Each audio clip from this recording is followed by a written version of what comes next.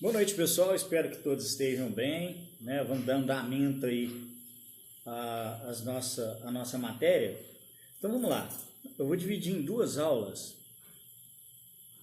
parte 1 e parte 2, aula 1 e aula 2, porque nós já vimos microeconomia, tivemos um conceito de macroeconomia, principais indicadores macroeconômicos, a macroeconomia brasileira, né?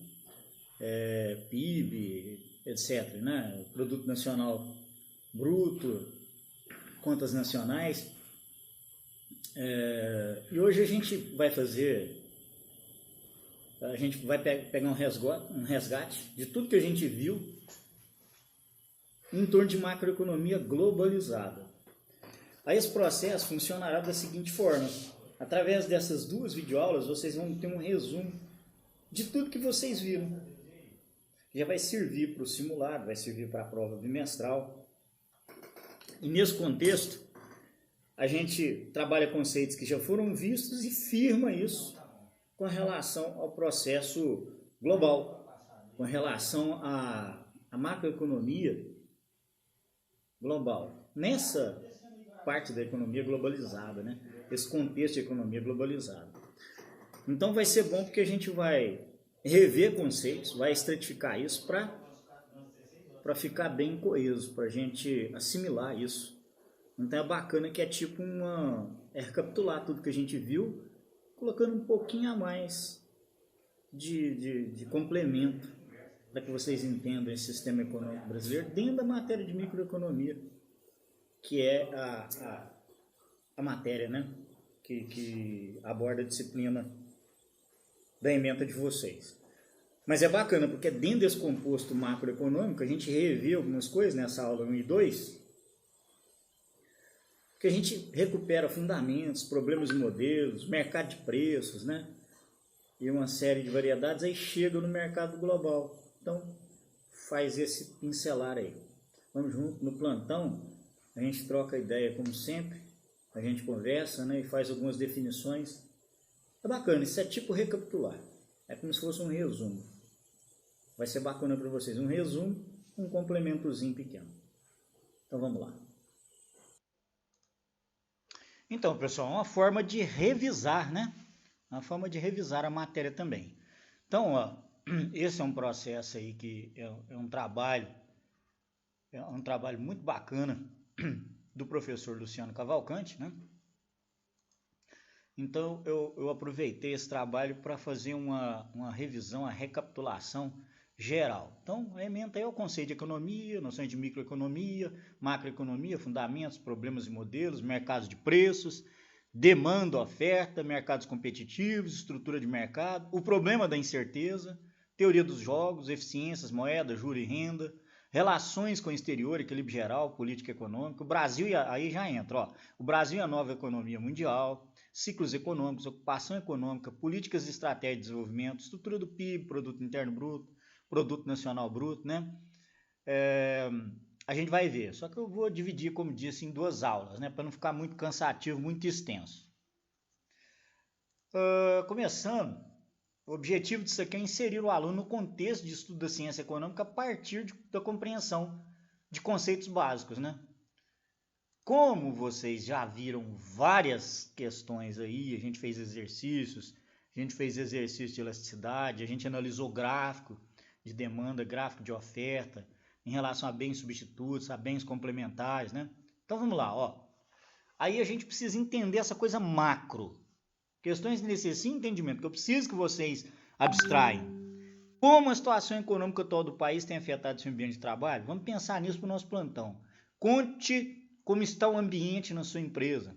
Se está temporariamente desempregado, conte como está a procura por um novo emprego. Eu preciso disso lá no plantão. Como a situação econômica atual do país tem afetado suas finanças pessoais?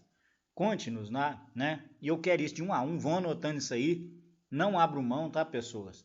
Eu acho que eu estou passando essas aulas bem antecipado. Ó, conte nos últimos meses, né?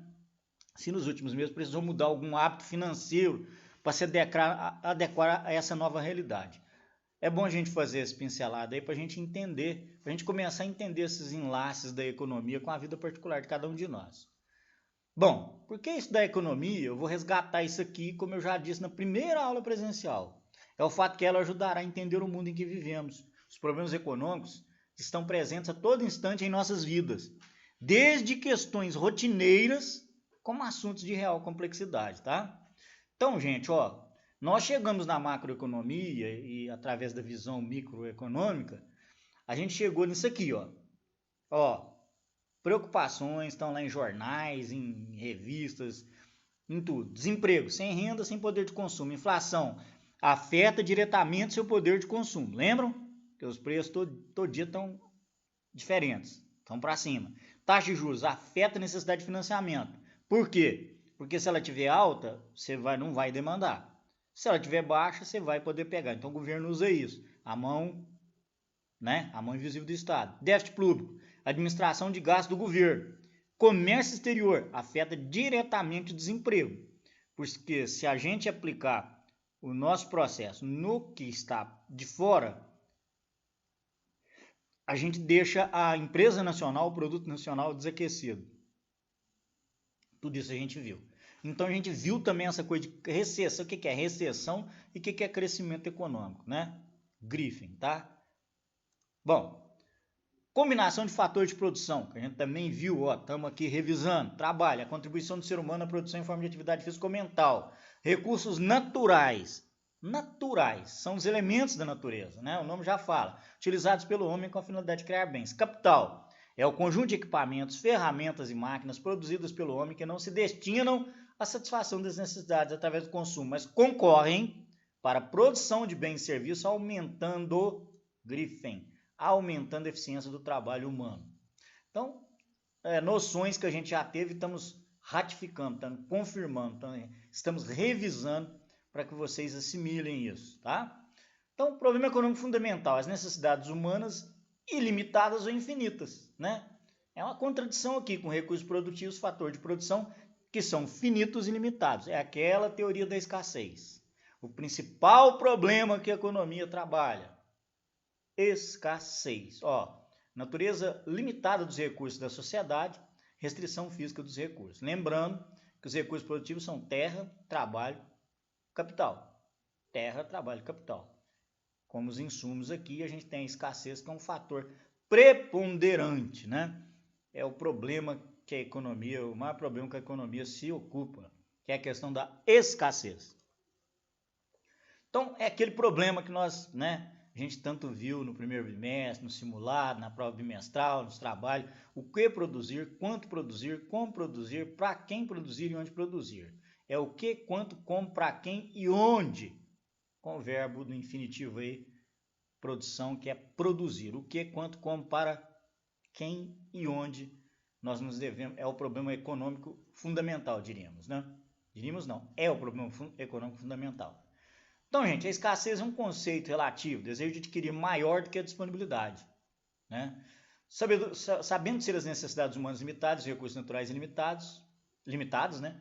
Necessário fazer escolhas, o que, quanto, como e para quem produzir. E quem faz as escolhas, né? Os agentes econômicos, gente. Quais são os agentes econômicos ditos no primeiro bimestre, na primeira apostila, no primeiro slide, lá na apostila oficial do CAD? Família, agentes econômicos, famílias, empresas e governos, chegando na mão macroeconômica que a gente viu. Então, 4 perguntas fundamentais. O que? Produzir, indica o que é necessário identificar a natureza das necessidades humanas para saber quais os bens e serviços a produzir. Quando você quer montar uma empresa, por exemplo, você vai analisar o que você vai produzir em relação ao que você tem de know-how suficiente para a produção e também fazer uma pesquisa do que é necessário ali, se aquilo é necessário para aquela comunidade como um todo. Então, não é só produzindo. Exemplo, É aquele velho detalhe que eu falo para vocês, né? Mas é necessário discorrer as mudanças, né? O cara produzir sapato para uma tribo indígena, né? Pode parecer contradicente, é estranho. Se bem que o bom vendedor vai lá e acha isso como não um problema, mas uma solução. E calça essa indiaiada toda. Mas é importante saber isso, entendeu? O que produzir? Quanto, né? Produzir. Reconhece as limitações existentes na disponibilidade dos fatores produtivos. Como produzir? Questão técnica, que indica várias maneiras de combinar os fatores de produção para se obterem bens e serviços, questão de eficiência produtiva, capital ou mão de obra intensiva. Para quem produzir? Para quem produzir? Distribuição de rendas. Envolve a questão de distribuição dos bens e serviços produzidos entre os elementos da sociedade e quais setores beneficiados, né? Bom, gente, é um conceito etimológico do termo grego oikos, casa e momos, né? A norma da lei. Administração da casa, administração do Estado, administração dos recursos escassos. Até porque esse slide nosso de economia globalizada, na aula 1, ela vai conter esses contextos civis, né? E depois a gente vai ver a questão também um pouco de macroeconomia aliada ao direito. Sim, é importante a gente ver esse processo macroeconômico aliado a deveres e direitos. Então, a gente tem que alcançar uma parte do direito, né? Do direito mesmo. Então, a gente vai abranger isso aí. Então, a economia repousa sobre os atos humanos e é, por excelência, uma ciência social. Então, a gente sabe que tem crimes contra a economia, né? Então, tem deformações da econômica, imperfeições do modo econômico. Exemplo de oligopólios, monopólios, oligopólios, que a gente já viu e vai rever agora. Quer ver? Vamos chegar lá. Então, definição. Economia é uma ciência social que estuda a produção. Repeteco. A circulação, repeteco. E o consumo dos bens e serviços utilizados para quê, gente? Para quê? Para satisfazer as necessidades humanas. A ciência que estuda a escassez, a ciência que estuda a forma pela qual o indivíduo na sociedade administra seus recursos produtivos escassos na produção de bens e serviços de modo a distribuí-los entre as várias pessoas e grupos da sociedade com a finalidade de satisfazer as necessidades humanas, já dizia Braga, né? Que é o Vasconcelos 2011. Então, problema econômico fundamental, o que, quanto, como, para quem e onde produzir. Repeteco. Vamos lá, repetindo para frisar. Se cair na prova, ninguém vai errar. Então vamos. Bom, sociedade e economia, processo histórico. O crescimento da economia cafeeira e surto industrial, né, que se deu de 1850 a 1880 no Brasil. Os progressos urbanos, surgimento das ferrovias, intercâmbio de mercadorias e ideias. Então a sociedade torna-se mais homogênea. Sistema econômico, organização econômica, junto ao processo histórico, tem como características tradições ou costumes, né? Comando a mão ali de quem está analisando o mercado.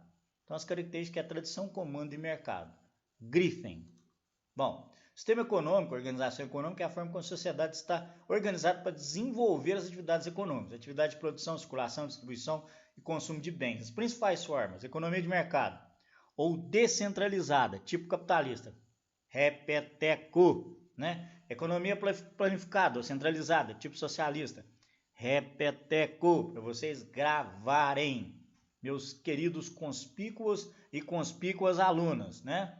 Então, as principais formas do sistema econômico dessa organização é através da economia de mercado ou descentralizada, tipo capitalismo, né? E economia planificada ou centralizada, tipo socialismo.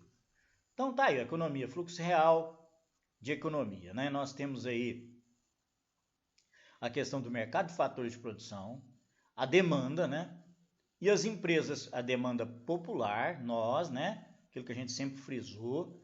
Aí depois vem as empresas que ofertam o mercado de bens e serviços. E há essa demanda das famílias por esse mercado de bens e serviços, né? Que originam, então, a essa oferta também aos mercados de fatores de produção. Olha só como é cíclico, né? Esse é o fluxo real. E o governo aqui no meio, né? Fazendo todo esse controle, essa mão invisível, como Adam Smith explica, em prol de ter um equilíbrio desse processo. Tem um equilíbrio, senão, se desequilibrar, vai gerar inflação, ou vai gerar desemprego, ou vai gerar falha no produto interno, ou vai gerar, enfim, né? Falha no câmbio, etc, etc, etc.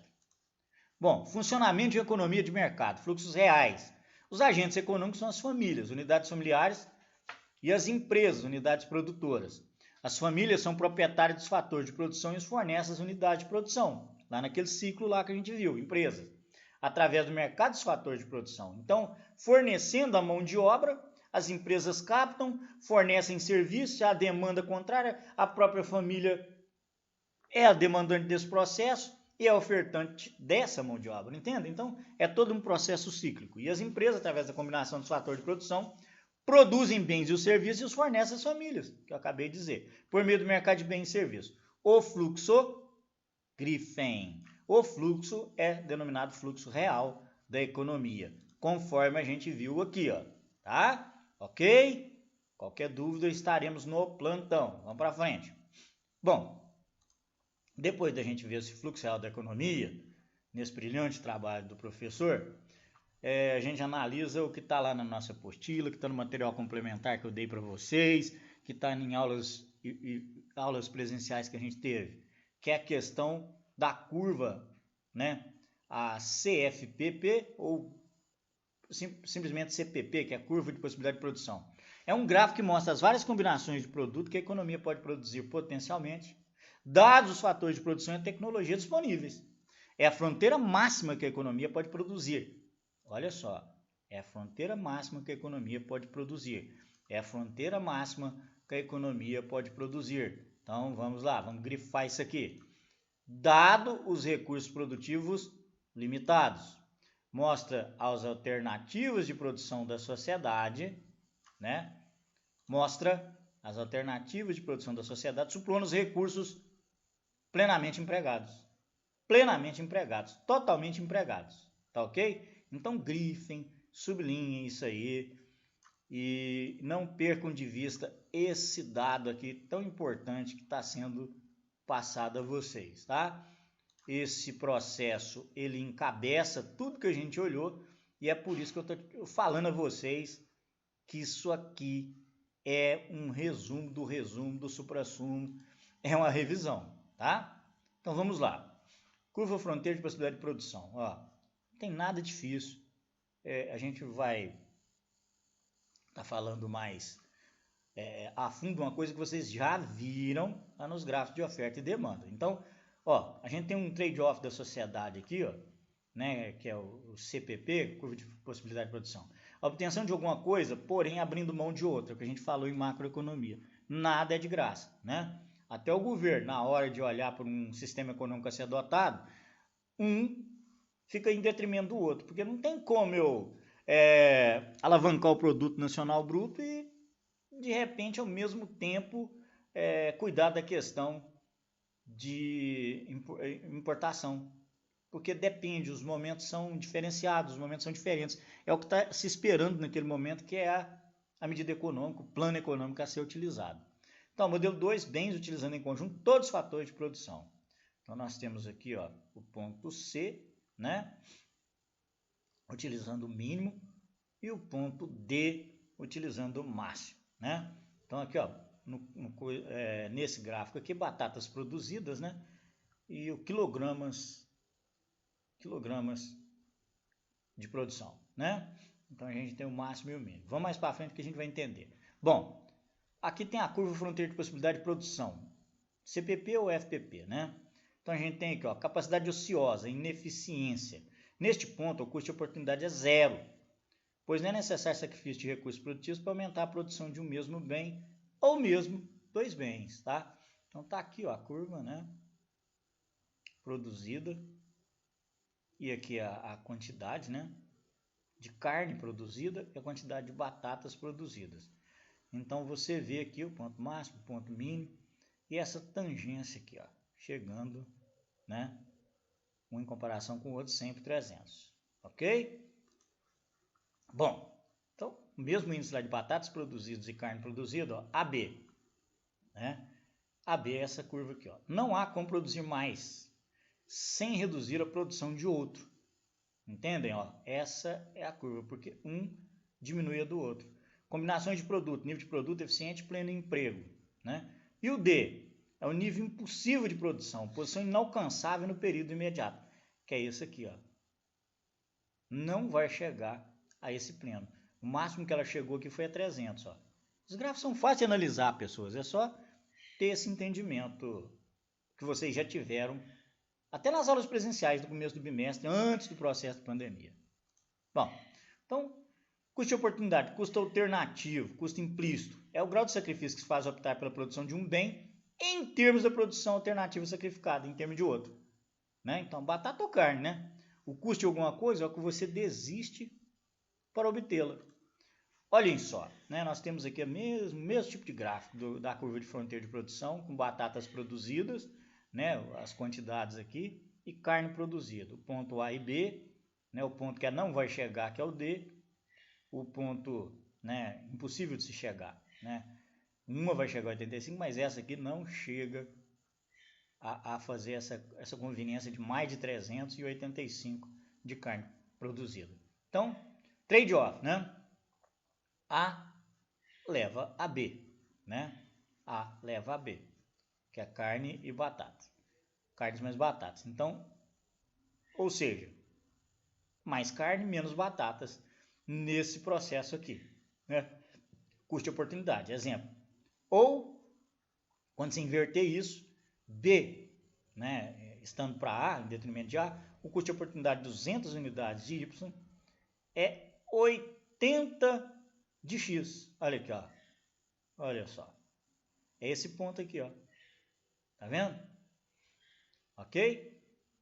Ó, o custo de oportunidade de 200 unidades, né, de batata é 80 de carne, tá? Viram como a economia é fantástica, é uma coisa tranquila, é uma coisa muito bacana, muito envolvente, muito motivante da gente estudar, analisando esse processo. Olha só, né? Tá vendo? Dúvidas no plantão, gente, dúvidas no plantão, tranquilo. Mas eu quero que vocês entendam aqui que um produto é em detrimento do outro, não dá para produzir os dois ao mesmo tempo. Olha, aí ó, lei dos custos de oportunidade crescentes. Mesma coisa do governo, as ações, as políticas governamentais, dadas como inalteradas as capacidades tecnológicas de produção de economia e estando o sistema operar a nível de pleno emprego, ou seja, não tendo desempregados, a obtenção de quantidades adicionais de determinada classe de produto implica necessariamente a redução das quantidades de outra classe. Vou pôr itálico, vou sublinhar, vou negritar, tá? Porque é importantíssimo. Eu disse que ia negritar, né? É importantíssimo vocês entenderem isso aqui, tá? Em resposta a constantes reduções impostas à classe que estará sendo sacrificada, serão obtidas quantidades adicionais cada vez menos expressivas da classe cuja produção estará sendo aumentada. Devido à relativa e progressiva inflexibilidade dos recursos de produção disponíveis em uso. Fronteira de possibilidade de produção. Vamos a outra FPP aqui. Um avanço econômico na indústria do bem Y desloca a fronteira de possibilidade de produção para fora. Para fora. Né? Aumentando o número de bens Y, aumentando o número de bens Y que a economia pode produzir. Exemplo, avanço tecnológico de um dos produtos. Teve um avanço tecnológico de um desses aqui, estavam parelhos, e de repente um começou a ser produzido com uma quantidade maior. Deslocamentos positivos decorrem da expansão ou melhoria dos fatores de produção disponíveis. Crescimento econômico é um caso. Deslocamentos negativos decorrem da redução, sucateamento ou progressiva desqualificação dos fatores de produção disponíveis. Olha só essa fronteira de possibilidade de produção aqui, Olha só como é que a gente pode enxergar isso quando a gente já fez a análise de gráfico, Tranquilo, né, pessoas? Deslocamentos negativos decorrem da redução, sucateamento ou progressiva desqualificação de fatores. Deslocamentos positivos, que aumenta, decorre da expansão, melhoria de fatores, produção disponíveis, né? Lembra de oferta e demanda? Mais ou menos a mesma coisa, né? O preço aumenta em relação à oferta, eles vão ofertar mais. Preço diminuir em relação à demanda, vai haver mais consumo. Mesma coisa que essas fronteiras de possibilidade de produção, que é uma nova matéria que a gente vai trabalhar ela com carinho, para que vocês tenham esse entendimento que é necessário para a ementa de vocês, tá? Isso é importante nesse contexto. Então, o princípio da economia, né? Como as pessoas tomam decisão? As pessoas enfrentam trade-offs, né? É uma situação de escolha, de conflito. Para obter uma coisa que desejamos, em geral, temos que abrir mão de outra coisa do qual gostamos. 2. O custo de alguma coisa é do que você desiste para obtê-la. A tomar de decisão exige comparar os custos e benefícios das várias hipóteses de ações. Né? Se você tem um salário X e você está ali ampliado a fazer uma compra para a sua família, você tem que entender que você tem que comprar produtos que você gosta, mas que não extrapolem a sua renda. E muitas das vezes você vai encontrar, por exemplo, um vinho, um bom vinho. Você é bebedor de vinho, mas seu salário não comporta, por exemplo, comprar um vinho, um Malbec argentino, que está na faixa de uns 280, 300 reais. Né? Se a pessoa recebe um salário de 1.000, ele não vai ocupar praticamente né, quase que 50% do salário dele num vinho de qualidade. Né? E as pessoas racionais pensam na margem. Alterações marginais são pequenos ajustes aos planos que estão sendo realizados. Um tomador de decisões racional empreende uma ação se e somente se o benefício marginal de tal ação exceder seu custo marginal. As pessoas pensem, é o que eu acabei de falar, é como se você tivesse uma margem de poupança, você precisasse ter um restinho ali, uma quantidade que você não vai mexer na sua compra mensal, até porque isso você faz, está vendo um percentual, né? Eu vou ter tanto aqui para minha poupança, para que de repente aconteça alguma coisa, eu fique desempregado, né? E a gente tenha como sobreviver com o mínimo possível até arrumar um emprego. Então as pessoas não podem gastar, elas têm que ter uma margem. As racionais pensam em margem, né? Então o governo não é diferente, ele tem que ter uma margem também. As empresas não são diferentes, por isso que elas têm margem de lucro. Porque ela pode contrariar obrigações e quitá-las, né? Bom, princípios, também como as pessoas tomam, né? As decisões são tomadas comparando custo e benefício. E como que interage isso? O comércio pode melhorar a situação de dados. Né? O comércio entre dois países, por exemplo, pode beneficiar ambos. Também funciona para a concorrência entre empresas, pois a concorrência promove a especialização, qualidade e diversificação dos produtos, além de preços mais baixos. A concorrência permite o aprimoramento da especialização. Bom, outros princípios de como as pessoas interagem. Está vendo como a gente está fazendo essa busca de coisas que a gente viu, mas a gente vai massificar isso na cabeça de vocês. Os mercados são, em geral, uma boa forma de organizar a atividade econômica. Em economia de mercado, as decisões do planejador central são substituídas pelas decisões de milhões de famílias e empresas. É mercado aberto, né? As empresas decidem quem contratar e o que produzir. As famílias decidem em que empresa trabalhar e o que comprar com seus rendimentos. Sim, você decide qual empresa vai trabalhar. E essas empresas e famílias interagem no mercado, no qual o preço e o interesse próprio orientam as decisões. Os governos podem, às vezes, melhorar os resultados do mercado. Vimos em macroeconomia, repeteco, preço mínimo, preço baixo, incentivar tal produto, incentivar outro, incentivar o mercado nacional, incentivar a importação, né? Incentivar a exportação e assim vai. Geralmente em detrimento do outro. Nunca os 4 juntos ou os 5 juntos, né? Existem 2 razões, de modo geral, para que o governo intervenha na economia. A promoção da eficiência e a equidade. As falhas de mercado são as situações em que o mercado por si só não consegue alocar os recursos de forma eficiente. Exemplos, externalidades e o poder de mercado. Então, como a economia funciona? De novo, para massificar. O padrão de vida de um país depende da sua capacidade em produzir bens e serviços. Grifem isso, pessoas. Grifem isso, pessoas. Grifem isso. O padrão de vida de um país depende da sua capacidade em produzir bens e serviços. Quase toda variação nos padrões de vida pode ser atribuída a diferenças na produtividade. Isso mesmo. Isto é, a quantidade de bens e serviços produzidos em uma hora de trabalho. Nos países onde os trabalhadores, vamos grifar isso também, pessoas. Muito importante, Nos países onde os trabalhadores podem produzir grande quantidade de bens e serviços por unidade de tempo, a maior parte das pessoas tem um alto padrão de vida. E nos países onde os trabalhadores são menos produtivos, a maior parte das pessoas vive com menos conforto, né? Entendem? Isso aí, porque uma coisa é correlata à outra, é diretamente proporcional. Então, é aquela coisa que o governo tem que fazer, cuidar pela questão do produto nacional bruto, da fabricação nacional, né? E bem como do emprego. O desemprego é um motivo complicador. Então, os preços sobem quando o governo emite moeda demais. Outra coisa que eu quero que vocês grifem, que a gente veio falando em cada videoaula. que é a tal da inflação, né? Isso é a inflação. Muitos casos de inflação alta e persistente foram associados ao rápido crescimento da quantidade de moeda. Aí aumenta o consumo. E aí os caras veem que o consumo está aumentando e eles, pá, aumenta o preço. É muito simples de se entender, mas tem que acompanhar. Ok? Alguém não entendeu? Plantão, anota aí. Bom, princípios da economia, como ela funciona? A sociedade enfrenta um trade-off, né? Trade-off de curto prazo entre inflação e desemprego.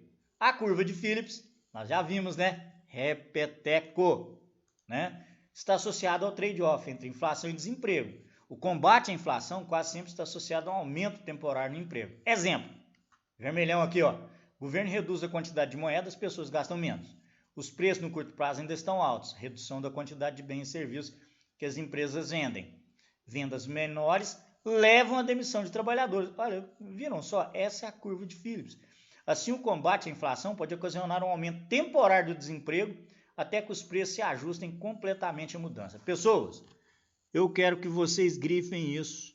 Eu quero que vocês dão um pause nessa tela, faz um print screen, anota. Quer pesquisar? Pesquisa. De novo, curva de Phillips. Vocês veem como uma tomada de decisão em prol de uma certa política governamental vai acabar incorrendo em redução na outra? É a curva de Phillips. É a curva de Phillips, tá? Então tá aí, ó, a curva de Phillips. Inflação de um lado, desemprego de outro. Teria esse longo prazo aqui, ó, e a gente vê que dá uma parábola, né? Dá uma parábola. Por quê, professor? Por que, conspícuos? Porque um é em detrimento do outro. Quando você incentiva muito a uma, a outra cai, né? Então, aí tem aqui, ó, se você fosse fazer pontos aqui, você vê que é uma tendência de desemprego caindo para cá, aumentando aqui, se produzisse. É só você ligar esses pontos aqui que você entenderá a curva de Phillips, ó. Então, não há como investir nos dois ao mesmo tempo. Um é em detrimento do outro.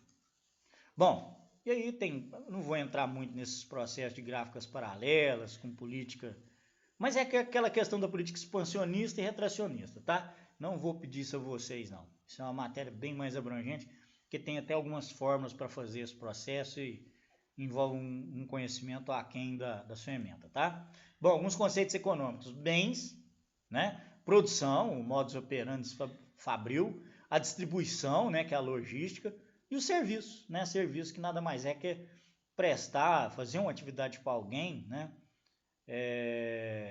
Que eu denominando serviço, né? Que é uma coisa intangível no caso, né? Economicamente falando. Bom, os bens e serviços podem ser classificados em livres quando não implicam em sacrifício ou esforço da sociedade por sua obtenção. Exemplo, o ar, a água, a luz, o calor solar, o mar, conforme Cano, 98, né? Já dizia isso para nós aí.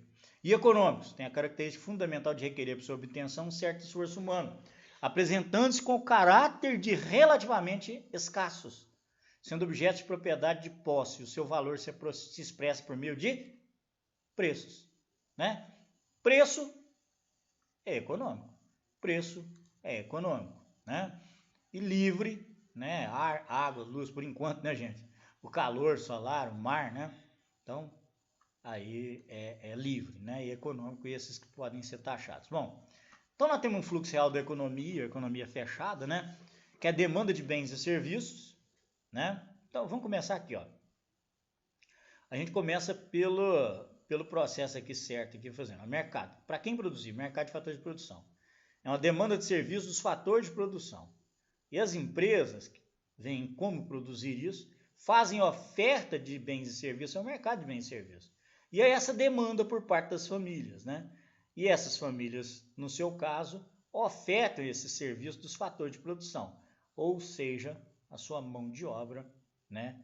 Através do consumo, essa roda gira e através da oferta. Então, oferta e demanda fazem esse fluxo de novo de o que, quanto produzir, como e para quem. Ok?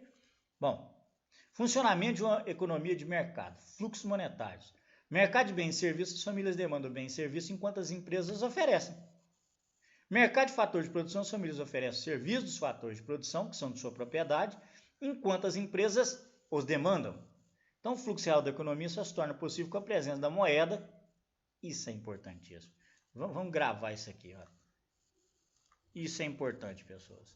Fluxo real da economia só se torna possível com a presença da moeda, que é utilizada para remunerar os fatores de produção e o pagamento dos bens e serviços, ok? Bom, funcionamento de economia de mercado, fluxo básico. Em cada um dos mercados atuam conjuntamente as forças de oferta e da demanda, determinando o preço. Repeteco. Mercado de bens e serviços, torna-se os preços dos bens e serviços. Mercado de fator de produção, são determinados os preços dos fatores de produção. Quais são os fatores de produção que a gente viu em aulas presenciais, no primeiro bimestre, no nosso simulado, na bimestral, nos trabalhos? Salários, fator de produção, salários, juros, aluguéis, lucros, royalties, etc. Esse é um fluxo básico, é o que se estabelece entre famílias e empresas.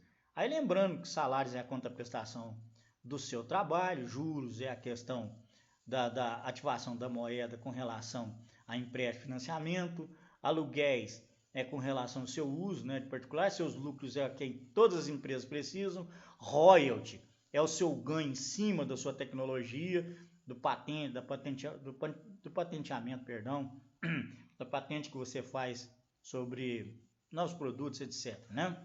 Então esse é o fluxo básico, tá? Repeteca aqui, bens de capital, bens de consumo, bens intermediários e fator de produção. Lembram, gente? Repetir rapidamente para cair na outra matéria que vai na aula 2, tá? Que aí a gente engloba a macroeconomia com a questão da globalização e do direito. Que a gente tem que ver até onde vai direitos e deveres com relação às normativas, às leis existentes no país. Então, os bens de capital são aqueles utilizados na fabricação de outros bens, mas que não se desgastam totalmente no processo produtivo. É o caso, por exemplo, de máquinas, equipamentos e instalações. Bens de capital são usualmente classificados no ativo fixo das empresas. Você já tem condição de saber isso também, que a gente já conversou em aulas anteriores. E uma de suas características é contribuir para a melhoria da produtividade da mão de obra. Os bens de consumo destinam-se indiretamente ao atendimento às necessidades humanas, de acordo com sua durabilidade. Pode ser classificado como duráveis, por exemplo, geladeiras, fogões, automóveis, ou não duráveis, alimentos, produtos de limpeza, pilhas, etc. Né? E os bens intermediários? São aqueles que são transformados, lembram? Repeteco, né? Ou agregados na produção de outros bens e que são consumidos totalmente no processo produtivo. Portanto, insumos, matérias-primas e componentes. É aqueles que estão sendo transformados. É a matéria sendo transformada no produto final. Diferenciam dos bens finais, que são vendidos para consumo e utilização final. Pois, ora posto, né? Eles já estão prontos. Então, por isso que eles diferenciam dos bens finais. Enquanto aqueles estão em transformação, os finais já estão prontos para consumo e utilização final. Bom, então a gente vê aí que os bens de capital, bens de consumo, intermediários e fator de produção, né? Os bens de capital, como não são consumidos no processo produtivo, são também bem finais. São algumas, né? Como não são consumidos no processo produtivo, os bens de capital são também bem finais. Os fatores de produção, chamados de recursos de produção da economia, são constituídos pelos recursos humanos, trabalho e a capacidade empresarial, terra, capital e tecnologia. Certo? Então tá aí o repeteco, gente, tá aí a revisão, tá aí uma revisão colocando outros fatores para vocês, um complemento da matéria, mas nós temos aí os fatores de produção e tipo de remuneração, aquela apostilinha básica que foi a primeira que eu passei para vocês. O que remunera o trabalho? O salário. O que remunera o capital? O juro. O que remunera a terra? O aluguel. O que remunera a tecnologia? O royalty. E o que remunera a capacidade empresarial? O lucro. Que bacana, hein? Fizemos uma revisão, uma recapitulação de tudo o que vimos, né, pessoas? Então, na videoaula 2, nós vamos, vamos corrigir essa fala minha, eu gosto muito de falar, a gente vai. Nós vamos, né, Mineirão, né? Nós vamos ter essa outra parte junto com a questão do direito, justo com a globalização. Então, nessa aula 1, ficamos por aqui. Espero vocês no plantão, moçada. Anotem tudo, façam print da tela, tá? Vamos trabalhar com essa hipótese, sempre anotar o que está sendo falado. Um abraço, até o plantão.